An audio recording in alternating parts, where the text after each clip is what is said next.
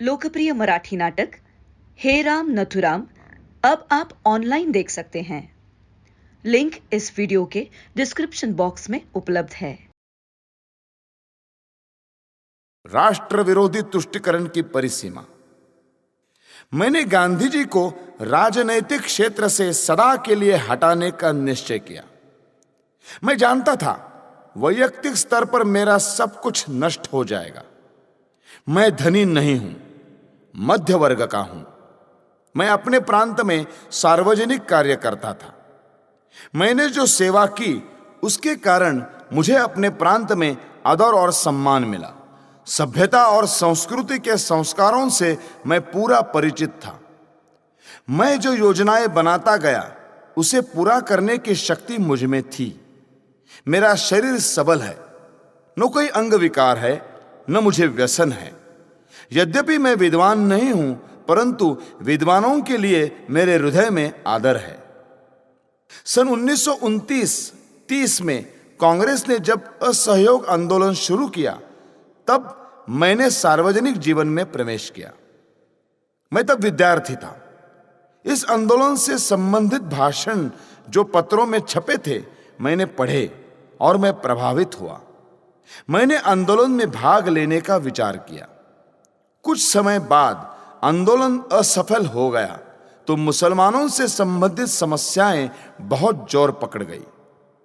हिंदू महासभा के नेता डॉक्टर मुंजे, भाई परमानंद और मालवीय जी आदि हिंदू समाज के नेता हिंदुओं के संगठन में लग गए। सन 1928 के लगभग स्वर्गीय डॉक्टर हेडगेवार ने राष्ट्रीय स्वयंसेवक संघ की नींव डाली। उनके भाषणों का मुझ पर प्रभाव पड़ा। मैं स्वयंसेवक बना। मैं महाराष्ट्र के उन युवकों में था जिन्होंने संघ में उसके प्रारंभ से भाग लिया। कुछ वर्षों तक मैंने संघ में काम किया। कुछ दिन पश्चात मैंने सोचा कि वैधानिक रूप से हिंदुओं के अधिकारों की रक्षा के लिए राजनीति में भाग लेना चाहिए, जिस कारण मैं संघ को छोड़कर हिंदू महासभा में आ गया। सन 1935 में महासभा ने हैदराबाद में आंदोलन किया तो मैं पहला जत्था लेकर गया। मुझे 1 वर्ष का कारावास मिला। मुझे हैदराबाद निजाम की बर्बरता और दानवता का व्यक्तिगत अनुभव है। वंदे मातरम गाने पर वहां मुझे कई बार बेते लगाई गई थी। सन 1943 में बिहार सरकार ने आदेश दिया कि भागलपुर में हिंदू महासभा का अधिवेशन न हो। हिंदू महासभा ने उसका उल्लंघन करने का निश्चय किया क्योंकि सरकार की यह आज्ञा अनुचित थी। सरकार के सब प्रतिरोधों के बावजूद अधिवेशन हुआ। अधिवेशन की तैयारी करने के लिए मैं लगभग 1 मास तक भूमिगत होकर काम करता रहा। मैंने समाचार पत्रों में अपने कार्य की प्रशंसा पढ़ी और देखा कि जनता ने उस समय मेरे सार्वजनिक कार्य को सराहा। मेरी प्रकृति में हिंसा नहीं थी। बड़गे ने जो कहा है कि मैंने श्री भोपटकर को मारने को चाकू निकाला था, झूठ है। श्री भोपटकर हमारे पक्ष के वकील है। यदि मैं उन पर चाकू निकालता तो क्या वे हमारी सहायता कर सकते थे? यदि यह घटना सही होती तो मैं श्री भोपटकर की सहायता लेता भी नहीं। जो मेरे व्यक्तित्व से परिचित है वे मेरी शांत प्रकृति को जानते हैं, किंतु जब उच्च नेताओं ने गांधी जी की सहमति से मातृभूमि के टुकड़े कर डाले तब मेरा हृदय क्षोभ से भर गया। मैं स्पष्ट करना चाहता हूं कि मैं कांग्रेस का शत्रु नहीं हूं। मैं इस संस्था को सबसे अधिक महत्व देता रहा क्योंकि उसने देश की आजादी के लिए काम किया था। मेरा नेताओं से मतभेद था तथा अब तक है। यह मेरे 28 फरवरी 1935 के सावरकर के नाम पत्र से भली भांति विदित होता है। आज भी मेरे वही विचार है। गांधी जी से मेरी शत्रुता नहीं थी। लोग कहते हैं कि पाकिस्तान योजना में उनका मन शुद्ध था। मैं ये बताना चाहता हूं कि मेरे मन में देश प्रेम के अतिरिक्त कुछ न था। मुझे इस कारण हाथ उठाना पड़ा कि पाकिस्तान बनने पर जो भयंकर घटनाएं हुई उनके उत्तरदायी केवल गांधी जी थे। मुझे यह पता था कि हत्या के बाद लोगों के विचार मेरे विषय में बदल जाएंगे। समाज में मेरा जितना आदर है वो नष्ट हो जाएगा। मैं जानता था कि समाचार पत्र बुरी तरह मेरी निंदा करेंगे, किंतु मैं नहीं जानता था कि अखबार इतने पतित हो जाएंगे कि सत्य का गला घोंट देंगे। समाचार पत्रों ने कभी निष्पक्षता से नहीं लिखा। यदि वे देश के हित का अधिक ध्यान रखते और एक मनुष्य की व्यक्तिगत इच्छाओं को कम ध्यान देते तो देश के नेता पाकिस्तान स्वीकार न करते। समाचार पत्रों की यह नीति थी कि लीडरों की गलतियों को प्रकट न होने दिया जाए। देश का विभाजन इससे सरल हो गया। ऐसे भ्रष्ट समाचार पत्रों के डर से मैंने अपने निश्चय की दृढ़ता को विचलित नहीं होने दिया। कुछ लोग कहते हैं कि यदि पाकिस्तान न बनता तो आजादी न मिलती। मैं इस विचार को ठीक नहीं मानता। लीडरों ने अपने पाप को छिपाने के लिए यह बहाना बनाया है। गांधीवादी कहते हैं कि उन्होंने अपनी शक्ति से स्वराज्य पाया। यदि उन्होंने अपनी शक्ति से स्वराज्य लिया है तो उन्होंने हारे हुए अंग्रेजों को पाकिस्तान की शर्त क्यों रखने दी और शक्ति से क्यों न रोका? मेरे विचार से महात्मा और उनके अनुयायियों की एक ही पॉलिसी रही, और वो ये कि पहले यवनों की मांग पर विरोध दर्शाना, फिर हिचक दिखाना और अंत में आत्मसमर्पण कर देना। इसी प्रकार पाकिस्तान की रूपरेखा स्वीकार कर ली गई। 15 अगस्त 1947 को छलपूर्वक पाकिस्तान स्वीकार कर लिया गया। पंजाब, बंगाल, सीमा प्रांत और सिंध के हिंदुओं का कोई विचार नहीं किया गया। देश के टुकड़े करके एक मजहबी धर्मनिष्ठित मुस्लिम राज्य बना दिया गया। मुसलमानों को अपने अराष्ट्रीय कार्यों का फल पाकिस्तान के रूप में मिल गया। गांधीवादी नेताओं ने उन लोगों को देशद्रोही सांप्रदायिक कहकर पुकारा जिन्होंने पाकिस्तान का विरोध किया था, और पाकिस्तान स्वयं स्वीकार करके जिन्ना की सब बात मान ली। इस दुर्घटना से मेरे मन की शांति भंग हो गई। पाकिस्तान बनाने के बाद कांग्रेस सरकार पाकिस्तान के हिंदुओं की रक्षा करती तो मेरा क्रोध शांत हो जाता। मैं नहीं देख सकता था कि जनता को धोखा दिया जाए। करोड़ों हिंदुओं को मुसलमानों की दया पर छोड़कर गांधीवादी कहते रहे कि हिंदुओं को पाकिस्तान से नहीं आना चाहिए और वही रहना चाहिए। इस प्रकार हिंदू मुसलमानों के चंगुल में फंस गए और विकट विपत्तियों के शिकार हुए। जब मुझे इन घटनाओं की याद आती है तो मैं कांप उठता हूं। प्रतिदिन सहस्त्रों हिंदुओं का संहार होता था। 15,000 सिखों को गोलियों से भून दिया गया। हिंदू स्त्रियों को नग्न करके जुलूस निकाले गए। उनको पशुओं की भांति बेचा गया। लाखों हिंदुओं को धर्म बचाकर भागना पड़ा। 40 मील लंबा हिंदू निराश्रितों का जत्था हिंदुस्तान की ओर आ रहा था।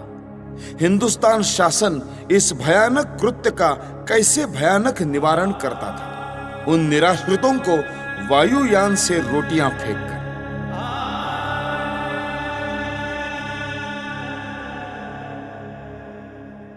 भारत सरकार पाकिस्तान से अत्याचार रोकने के लिए अनुरोध करती या धमकी देती कि यदि पाकिस्तान में अत्याचार बंद नहीं हुआ तो भारत में भी मुसलमानों की बुरी दशा होगी, तो इतने अत्याचार न होते।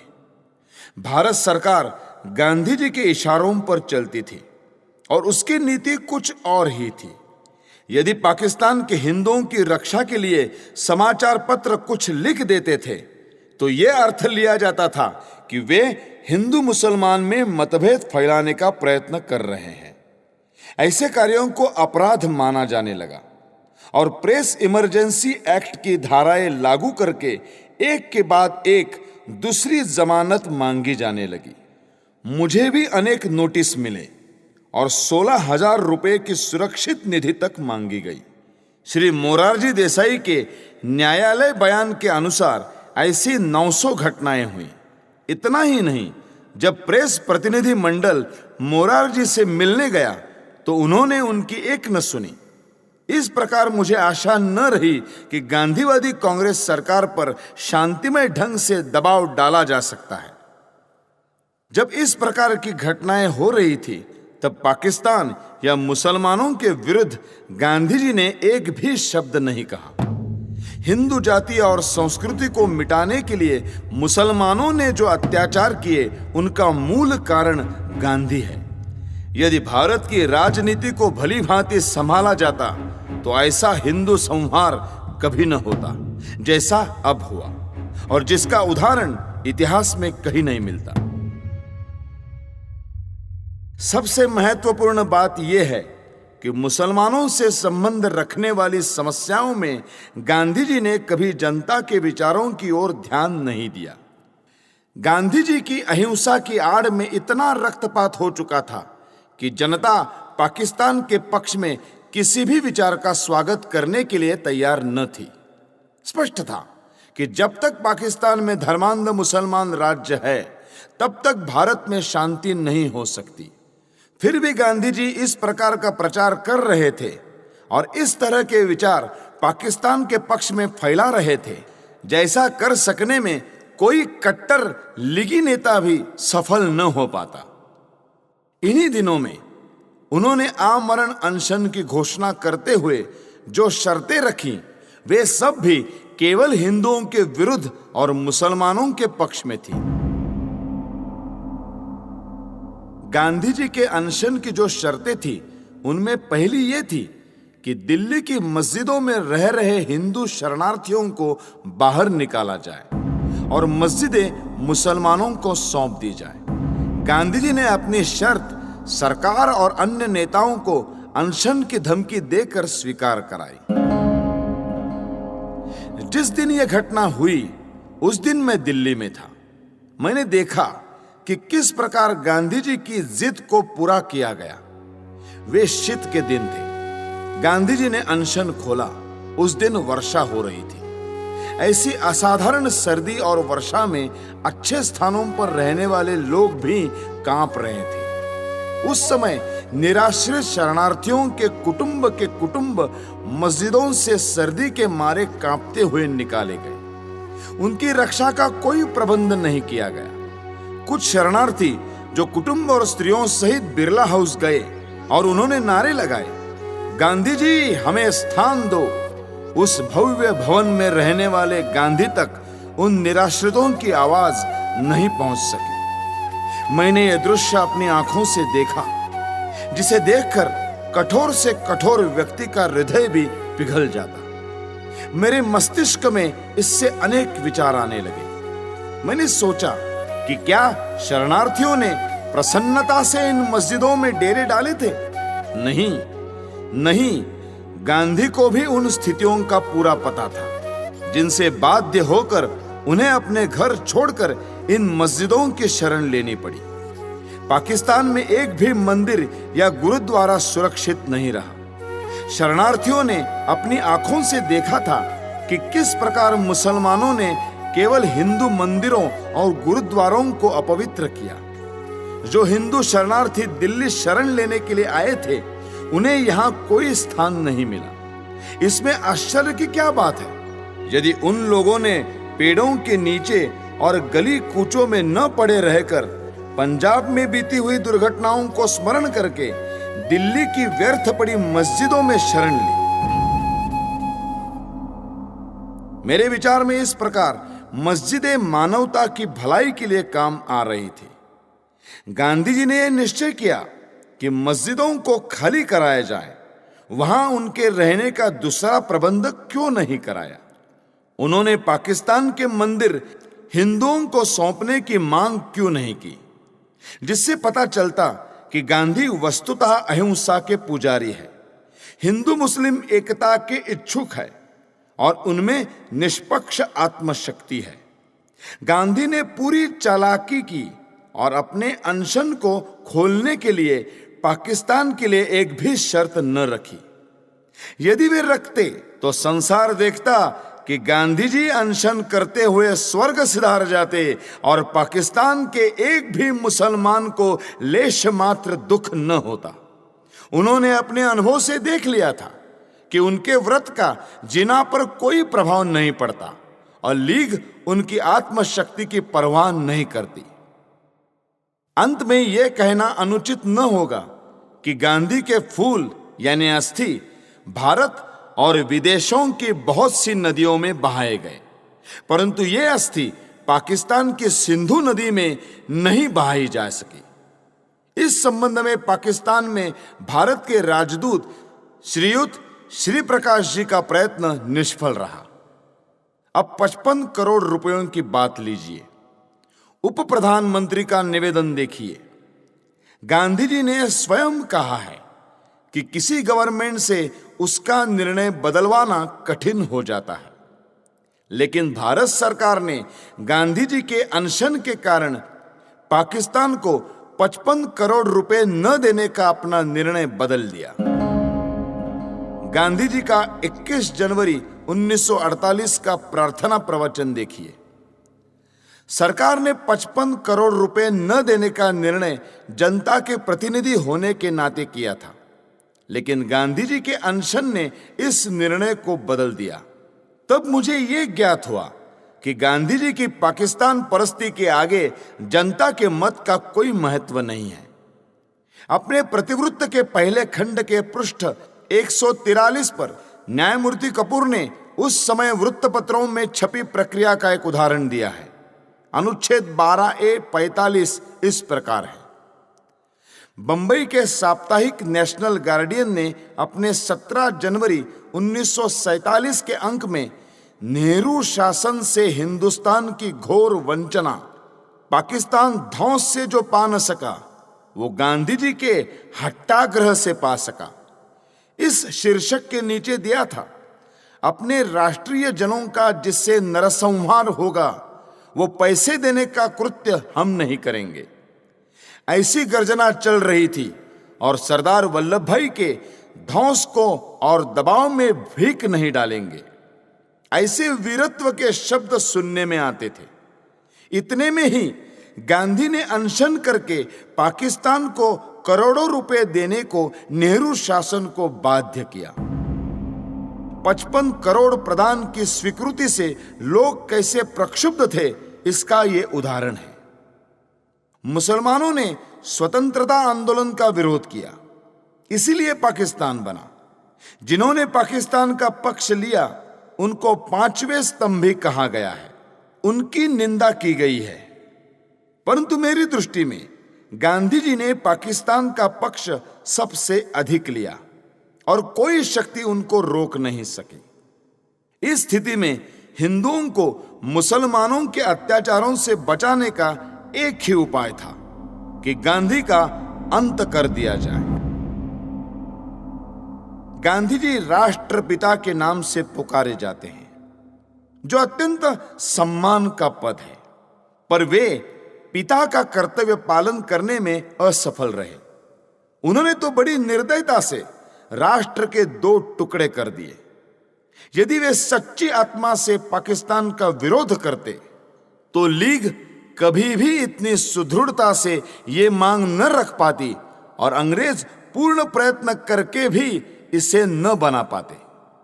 देश की जनता पाकिस्तान बनाने की घोर विरोधी थी, पर गांधी जी ने जनता को धोखा दिया और मुसलमानों के पाकिस्तान का पिता सिद्ध किया है।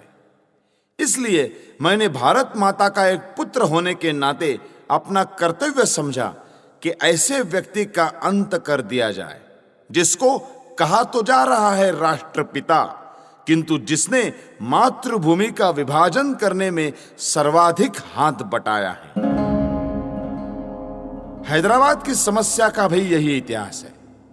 निजाम के मंत्रियों एवं रजाकारों ने जो अत्याचार हिंदुओं पर किए, उनका वर्णन करने की आवश्यकता नहीं है।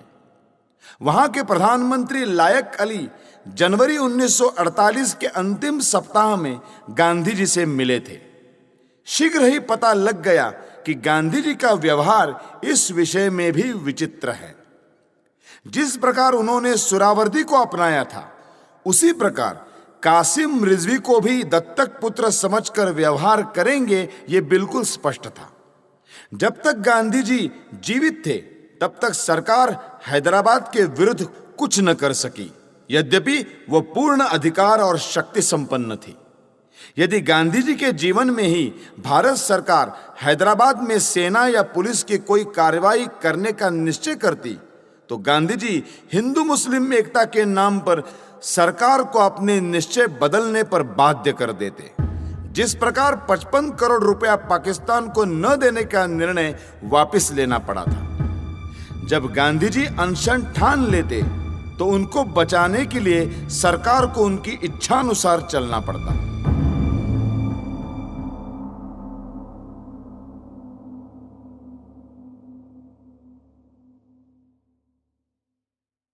लाइक कीजिए, शेयर कीजिए, सब्सक्राइब कीजिए और हाँ, नए नए वीडियोस देखने के लिए बेल आइकन दबाइए।